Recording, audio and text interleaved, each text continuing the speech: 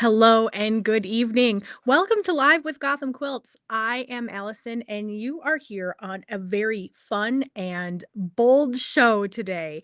We are talking all about black and white with pops of color and how you can make your own quilt using that. We've got a little bit of a formula for you. So if you've been a little mystified by what to do to make the blacks and whites look good, with those pops of colors, this is a great show for you. You can see behind me, this one's a little bit of an older quilt, but it was one of my favorites featuring black and white quilts. But you can see with the black and white fabric, it just makes those colors pop. And this is actually a Tula line from, gosh, maybe a couple few years ago. It is the Deja Vu, oh my goodness, the name just escaped me. I had it on the tip of my tongue, but it is the cat featuring Deja Vu line from just maybe about 2 years ago. And so we paired it with some black and white fabrics just to make those colors pop. But you're going to be able to make your own quilt. Now, just know this one behind me looks very bold and very modern, but I'm going to show you some examples taking advantage of black and white fabrics that are maybe a little bit more subdued. It doesn't have to be bright and huge contrast all the time. I think we're going to have a fun show today. So, with that, I wanted to thank you for joining us, whether you are watching us live or whether you are watching us on the replay. But welcome to the show. This trend is really it's been kind of growing a little bit. And so when you think of modern quilts, or at least when you think of maybe a little bit older modern quilts, what I think of at least is a lot of background, a lot of negative space, a lot of like whites and creams. And not always do I think of something so bold and outgoing as the thing behind me. But we're starting to see quite a trend of really bold and fantastic quilts. Um, Kind of like a lot of things, the pendulum is swinging a little bit. It was very restrained and very monochromatic, maybe low volume even, and now it's swinging to something a little bit bolder. But with that, I guess living in the monochromatic world, I would have thought that the opposite of that, the pendulum swing, would have been all of the colors, right? And that's not necessarily what we're seeing. Certainly in some of the examples I'll show you in just a second, do have all of the colors or a lot of the colors, but you can do it on a much smaller scale, do a little bit more subdued, kind of like the quilt behind me and some of the things I'm going to show you in a little bit. But it really is a very approachable way to build a modern and bold quilt because you're really only dealing with a handful of colors. Pull black and white out of that, there's a little bit of consideration to go into that for sure, but if you pull black and white out of the equation, you're left with maybe just a handful of colors that you would need to make an impact, or in some cases, maybe only one really impactful color. So it's a lot easier to make those decisions on what you want your quilt to look like, on where you're going with it, when you have uh, just a couple of decisions to make as opposed to I need to find 10 fabrics or 10 colors. The black and white does a lot of the heavy lifting. So we're going to start the show by taking a look at one of the most fantastic blog posts that I've seen. Actually, she does a lot of really good blogs. And hello, Joanne. I'm glad you also like the cat quilt behind me. It's one of my favorites, and even though we don't have the fabric anymore, I can't seem to get rid of this quilt. So let's go into this. And I'm going to start you off with this blog post. And I'm going to put a little QR code here. So if you have some time to kill and you want to check out not only some of these great quilts that I'm going to give you a sneak peek of, but the Not So Dramatic Life blog, she's got some really fantastic recaps of especially QuiltCon quilts. I'll start by saying she does these quilts justice.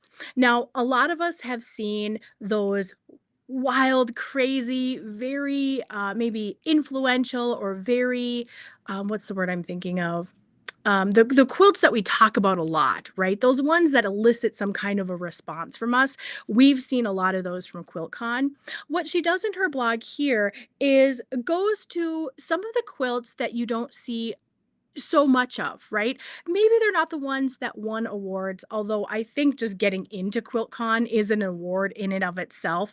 But she shows a lot of those quilts that might not be the loudest in the bunch, but they really are worth looking at. And so what I'm going to do is just look at 3 of the quilts in this, but I highly recommend you go check out her blog. There are a couple of different curated collections of QuiltCon quilts, so you are going to find a fabulous way to kill some time in this blog, that's for sure.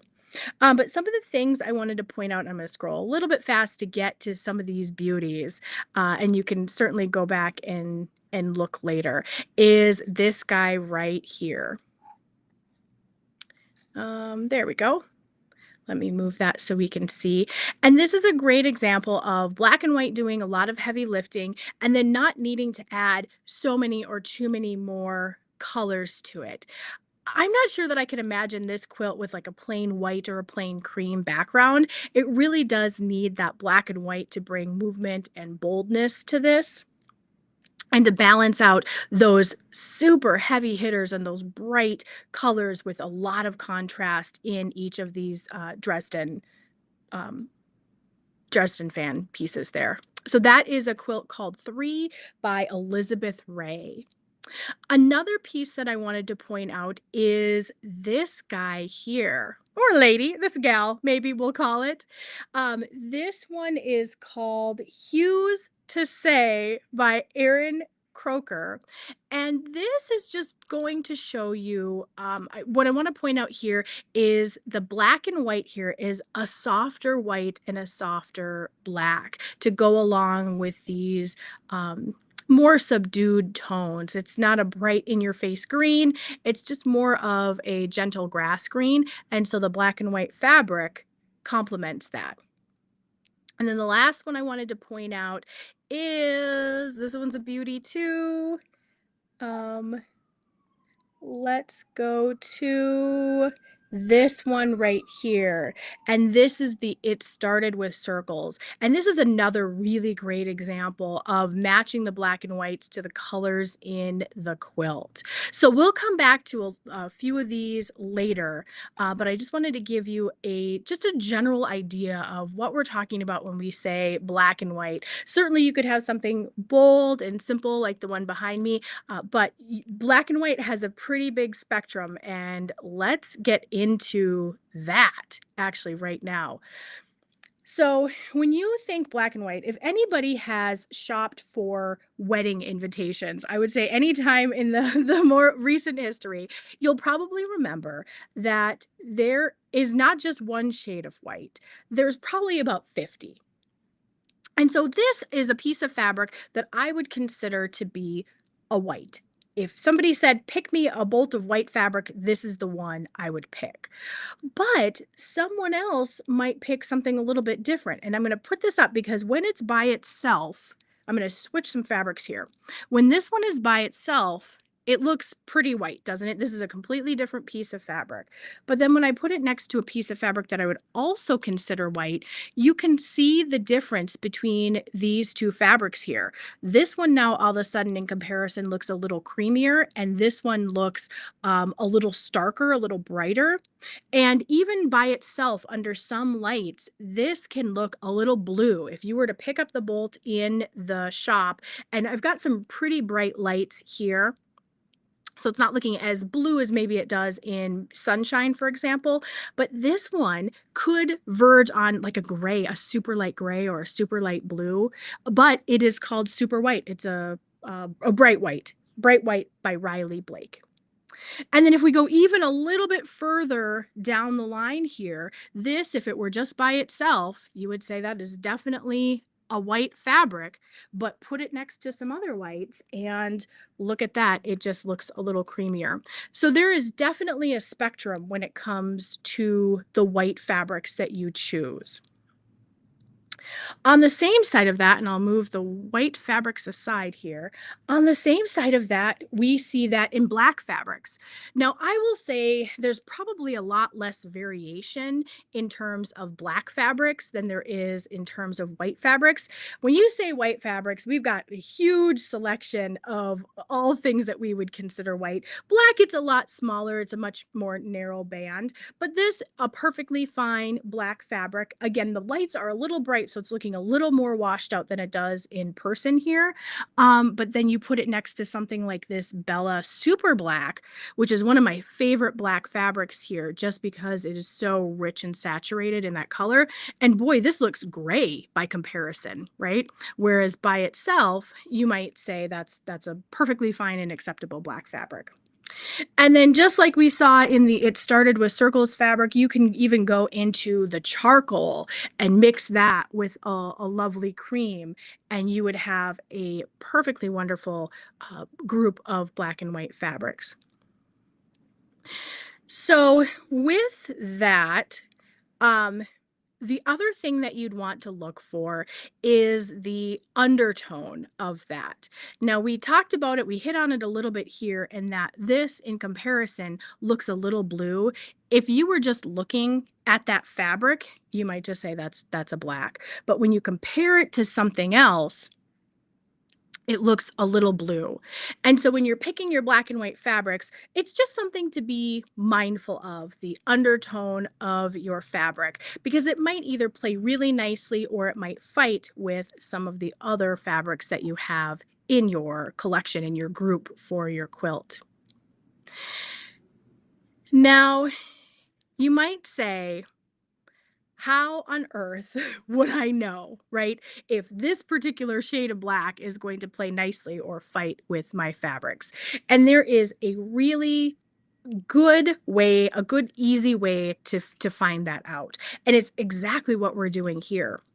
When you have a fabric, it is sometimes a little bit harder, especially if you've got a print going on, especially if there's a lot of other stuff going on there. It can sometimes be hard to find that undertone of what the fabric is. The easiest way to do that is to compare it to something. You can compare it to another fabric in that same family. So I compared it to another black, and I would say this one's a little bit more blue. This is a little more pure black. And so that would tell me what the undertone of this fabric is. You could also compare it to something that you know. And whoops, I just lost that. Let me get my white fabric back here. The easiest way to compare it to something you know is to pick something that you already know the undertone or the color of it. So let me take a step back and talk about why it matters, right?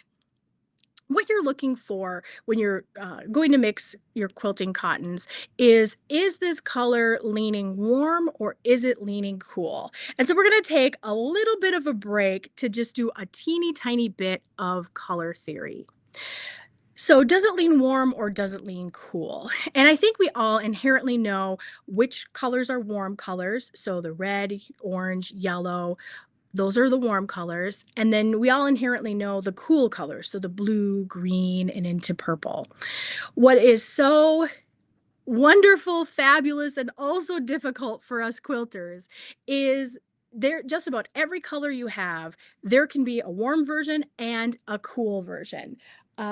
So for example here, we're going to take a little detour from the black here, and I'm going to give you two examples of a green.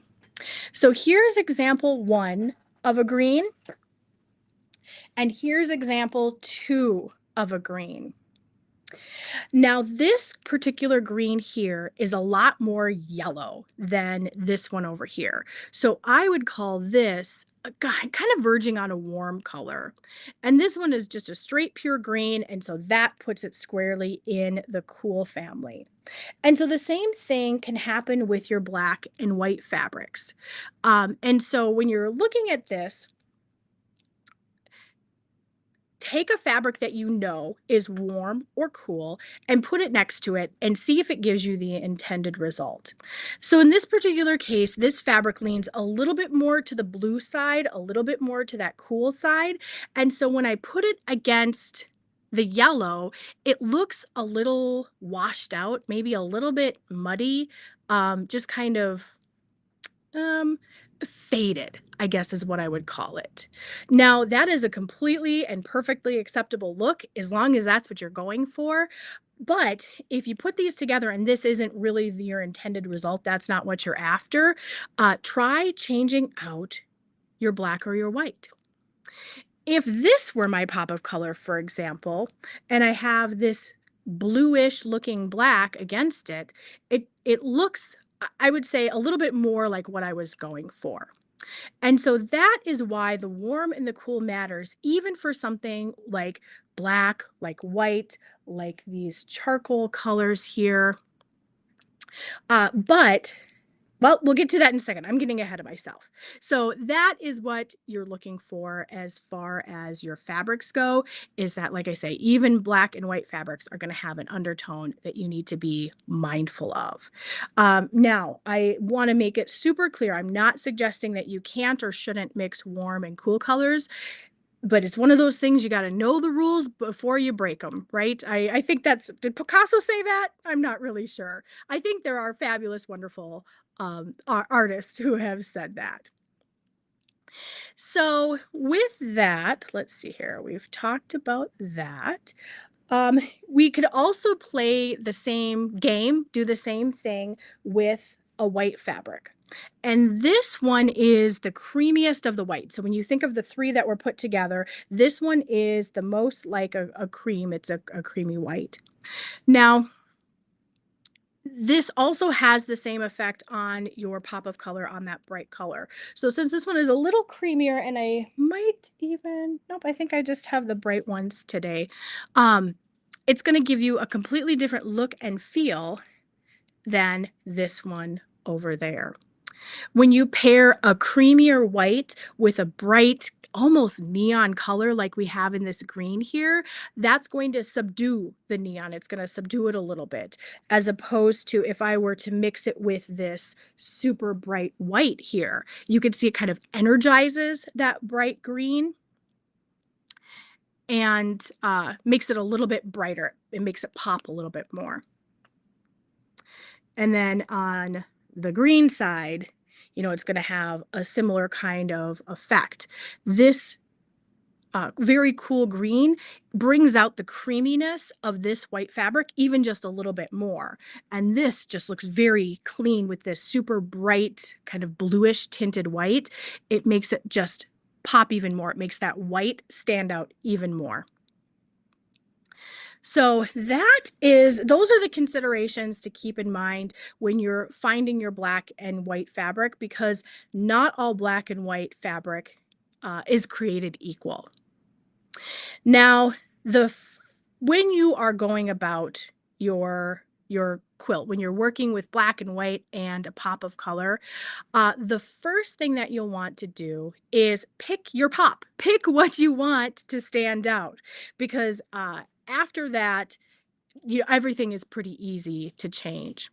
So when you pick your pop of color, it's important to remember that your colors have emotional weight. This fabric is going to carry the emotional weight of the quilt. Just like we looked at before, do you want it to be nice and subdued and dusty colors? Do you want it to be bold and fantastic?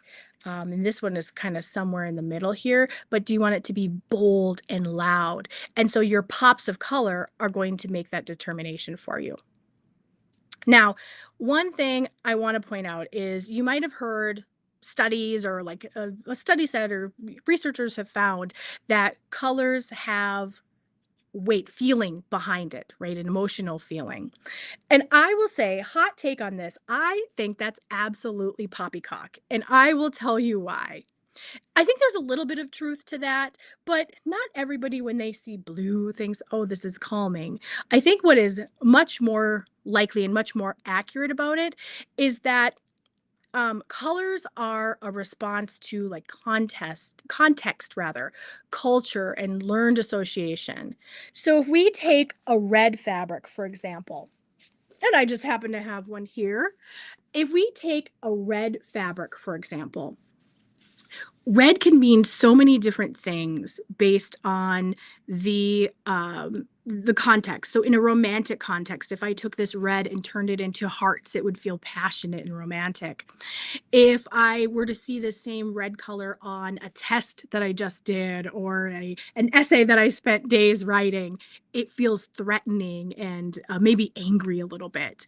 The same thing works for cultures too. In Western cultures, we are used to red meaning stop, a stop light, a stop sign. And so that's what we would think of with no other context.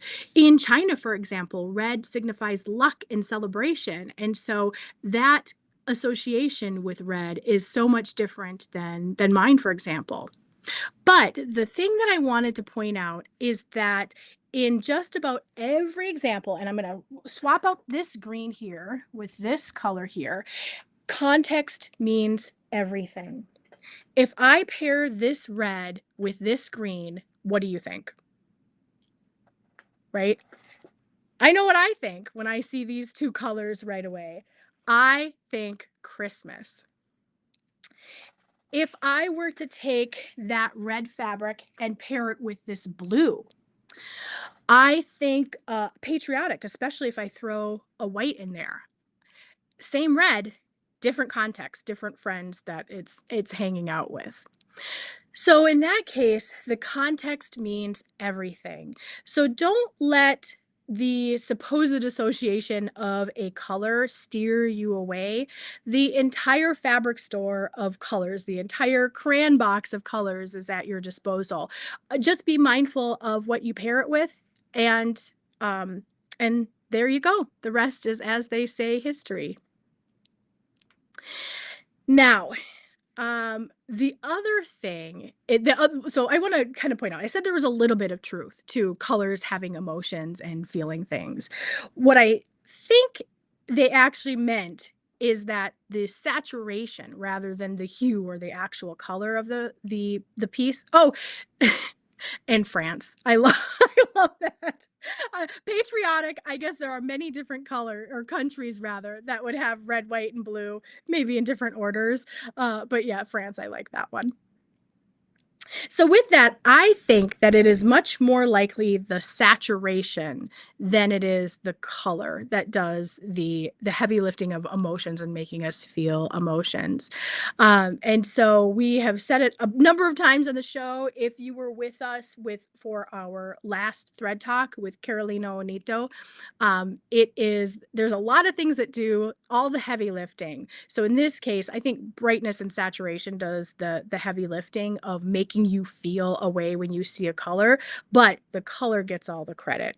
I mean, it's much more easy to say red feels exciting or that red wall is bold and energizing, as opposed to say this brightness and saturation of that paint feels energizing, right?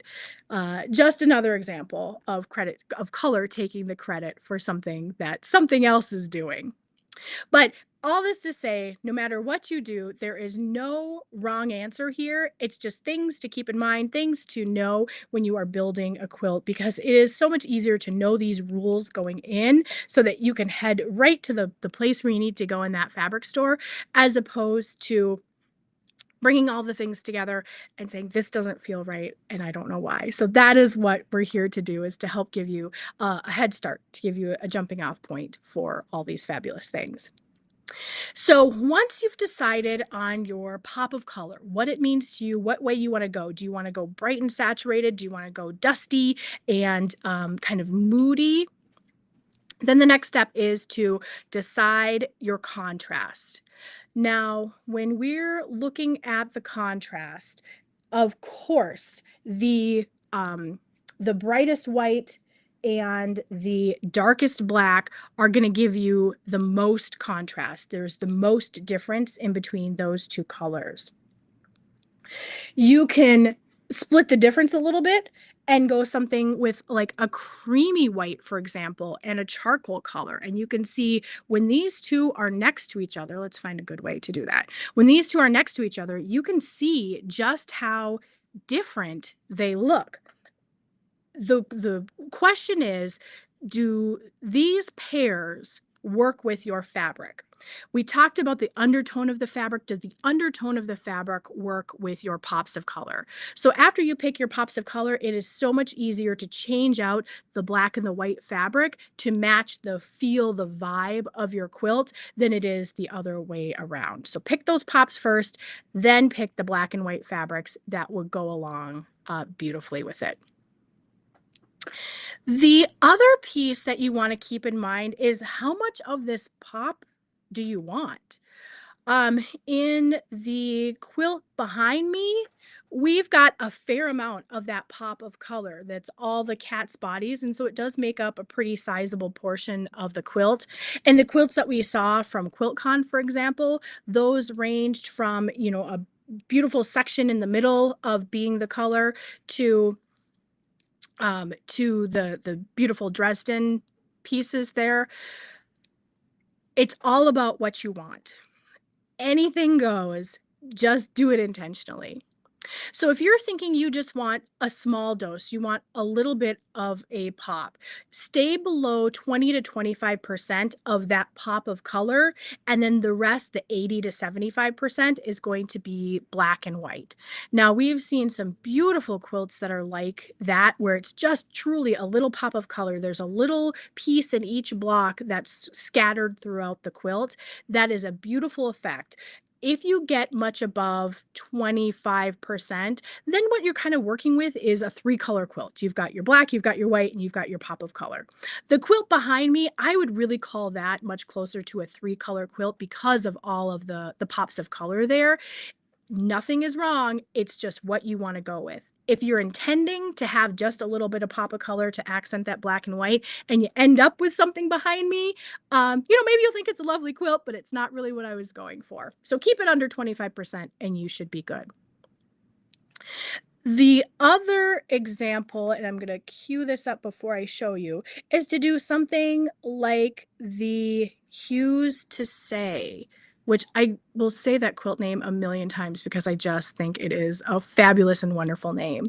So the Hues to Say, the color is placed very intentionally in here. So in this case, we've got the color in the center, and you've got those beautiful black and white piecing to direct your eye towards the middle there. Um, and so you could do something like this. You could have maybe a more narrow strip in the middle. You could have a block in one of the corners that's the color.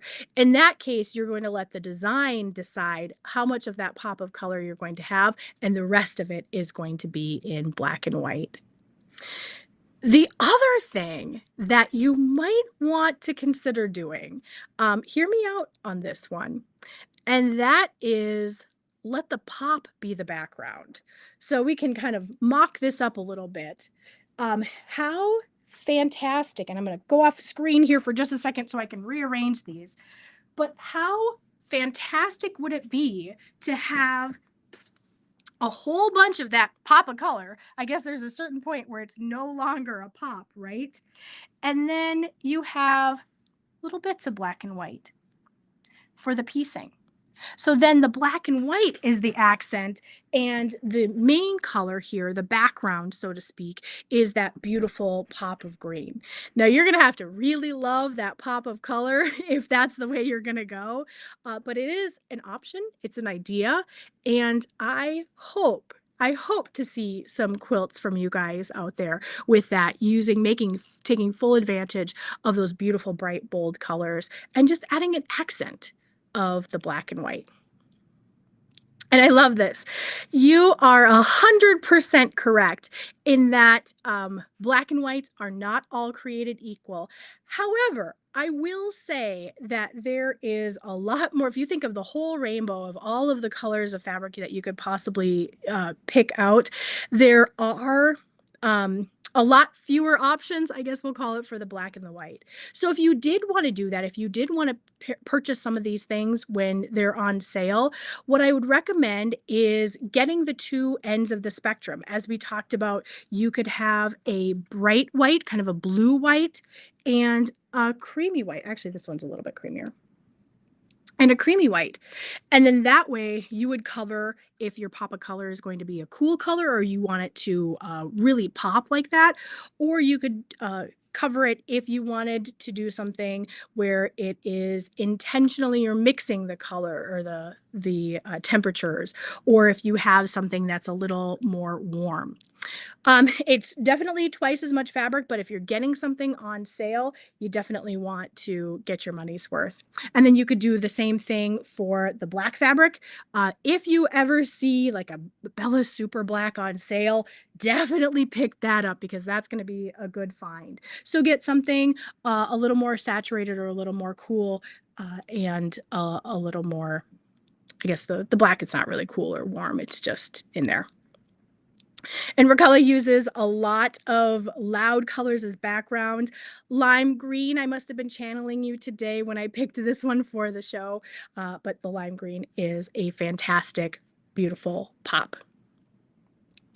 So with that, let's see here. So we talked about how much color you need, and yeah, I hope let's all channel Raquel and use some lime green for backgrounds. Now, the other piece that you want to consider, or you could consider, are black and white prints. So you get a little bit of everything all in one here. And I'm going to give you a sneak peek of an example of a quilt kit that I'm going to show you in just a second. And this one, I promise Raquel and I did not work this out ahead of time, but this is a quilt kit that we have coming up. I'll talk about it in just a second. This is the Mystery 50 quilt kit. But here we've got some black and white prints. Now, black and white prints are going to be kind of a fun one because depending on how much print is in there, it could read more black than white, it could read more white than black, or it could be right in the middle and read kind of gray. So like this one, for example, if you squint, it looks a little gray. So when you're picking your prints, just be mindful of that. Another thing to keep in mind is to vary the scale of it. So we've got this one with a really teeny tiny little square. We've got this one that's got more of a wavy design. The more you vary the prints in the black and white, the more there is to look at. You just want to make sure that when you put them all together, they don't look too muddy. Um, they just give you the intended effect. And if you are, oh, Raquel, you got this one for the Mystery 50 Sew Along. This one, boy, you and I are kindred spirits because this one is my favorite too. I don't think you knew that when you bought it, but and I definitely didn't know it was going to be your favorite. So when you are looking at that, don't rule out the black and white print fabrics because they are a great way to bring some black and white, some modern, and just a little bit of texture to that. You could also find something very lovely like like a tone on tone. Now there are about 8 bazillion tone on tone whites, so like a white on a soft white or a white on a super white. There's also a handful of tone on tones with black fabrics too. Just be mindful, you can see this one, it's a black fabric, but it does have some blue kind of speckles in there. You just want to be mindful of that undertone or the additional colors that are being added to it and making sure that that works for your design. So do keep an eye out for those tone on tone fabrics. There are some fabulous ones out there, and it's one of the things that we always go through just a ton of them on, just because they're so fun to mix and match. Now, the reason why tone on tones are so lovely and special is you really do want that pop to be the star. Otherwise, why would you be putting it in there? So in this particular case, this particular green, I want the eye to go there first. And so if I had a whole lot of wild, crazy prints in there, it might detract from this. When I'm putting something together, I want where I want your eye to go. That's kind of the intention. And so that is why a tone on tone, either a white or a black tone on tone, really does work super well with these kinds of quilts where you're going to have a pop of color. The other piece, and I'm going to talk about this fabric in the kit just a little bit more, is to consider a tonal blender when you are working on your pops here. So with this one, this line by Libs Elliott is called Glaze.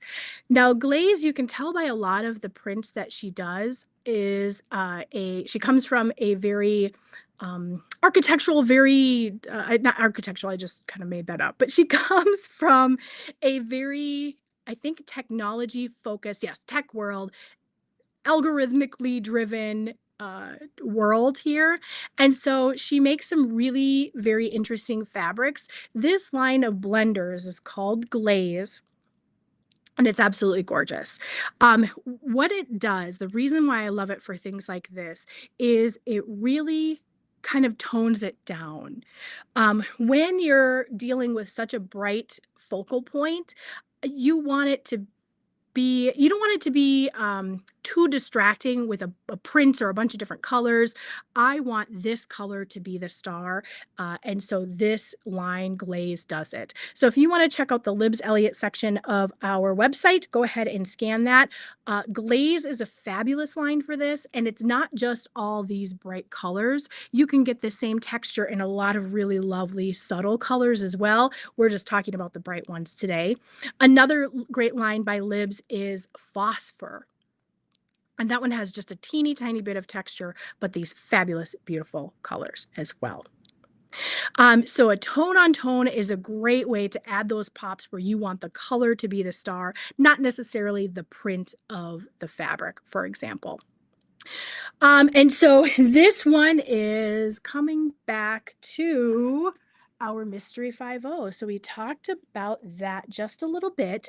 If you are new with us and you haven't participated in a Mystery 5.0 before, it is a fun mystery sew-along.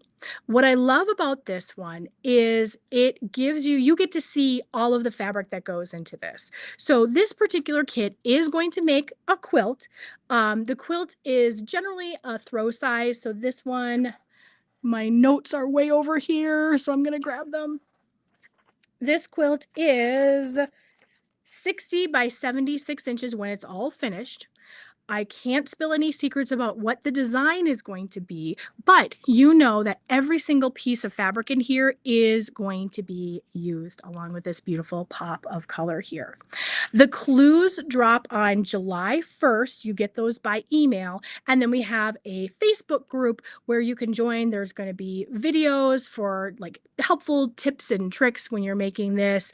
And the thing that's kind of fun, like a little added bonus, is there is a cozy mystery story that goes along with the sew along as well. So you can follow along the mystery. You can solve the mystery, I hope, if you're as smart as our heroine, but you can also sew along. So the clues generally have something to do with what's going on in the story. So it's kind of a fun little add-on. You can also use your own stash. Closer to July 1st, when those clues are announced, there'll be a how to shop your own stash, the things that you're looking for to make a good quilt. But all you have to do to get the clues is spend $50 at our store. If you get one of these kits, you'll be there and you'll get the clues automatically. If you do spend $50, you just let us know that you want to join the mystery sew along and we'll get you added to the list. You can put that in the notes of your order and take care of it that way. The other thing I wanted to mention here is if you got some enjoyment out of this, right? If you learn something new. If you think that this will help you on your quilting journey, we've got so much more of this up ahead for us. We've got our next semester of Color for Quilters starting in July. Sign up for this is going to actually close next week. So June 17th, I think, is a week from tomorrow. June 17th is when we're closing that out.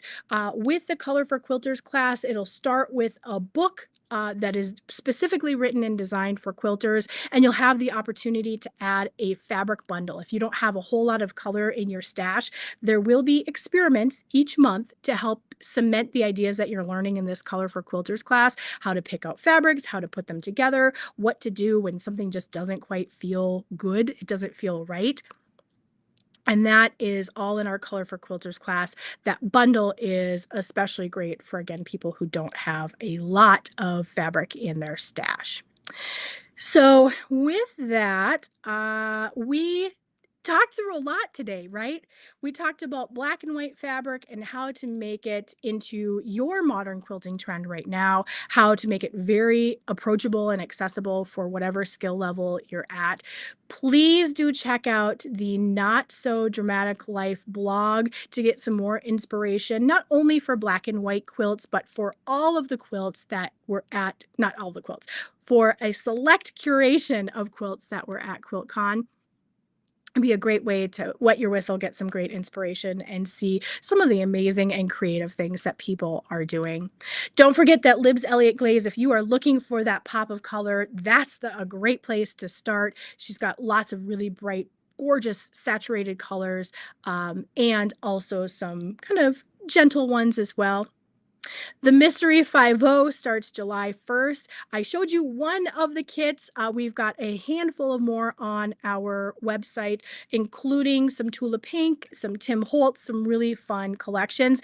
But any purchase of $50 can get you added to that. Just put that in the comment notes or in your order notes that you want to be added to the sew along. And then lastly, our Color for Quilters. Don't wait for that one. Our summer semester is starting July, no, sorry, not July 1st. It's July. I'm mixing up the clues here. That starts July. Be sure to sign up so we can get all of your materials sent out to you. With that, I want to thank you so much for spending part of your day with me today. It has been great whether you're watching us live or on the replay. And if you think of it, let us know. What is your favorite color? What would you use as your pop of color? Raquel, I already know your color, but yeah, we'd be interested to know what your other colors would be. And I have to give a shout out to Mr. Ken, producer Ken. Raquel says, thank you for your help. And we always want to thank producer Ken for all the help he gives us he makes all of us look good here at the shop. So we appreciate that. So thank you so much for joining us, and we'll see you next week. Same bat time, same bat channel. That is going to be Tuesdays at 6:30 Eastern. We'll catch you then.